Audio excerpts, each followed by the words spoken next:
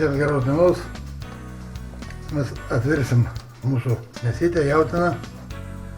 Va taip, mes pirmą vandenį nupilsim ir virsim. Taip, kad žiūrim. Nupilėmės vandenį. Mum nuvirė. Įpilėm šalto vandens. Dabar sudėsim mėsytę.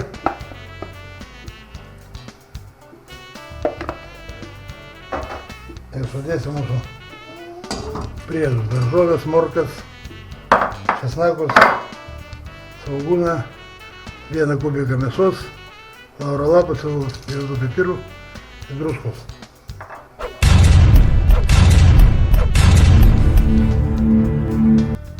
Čia mes įmam laukiau. Jau verda buljoną mes perkošim. Čia mes susipilsim želatiną. Želatinas yra išmirkytas jau. Įpilsim sultinio.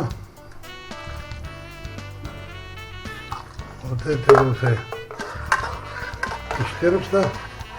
Čia mes turim pasiruošę lėkštutės mūsų. Įpilsim mūsų vadinamą šašlyną. Susipjausim nelabai smulkiai.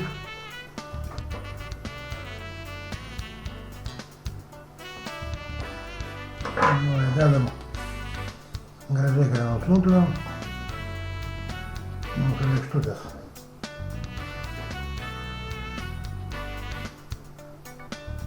Taip.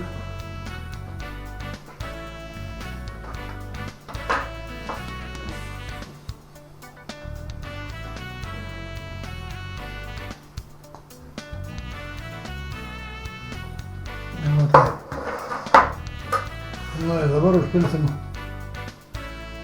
sultinę su želatinai. Taip užteks.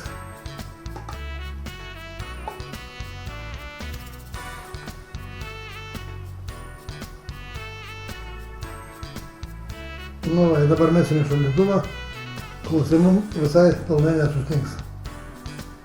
Nueisim prie stalo.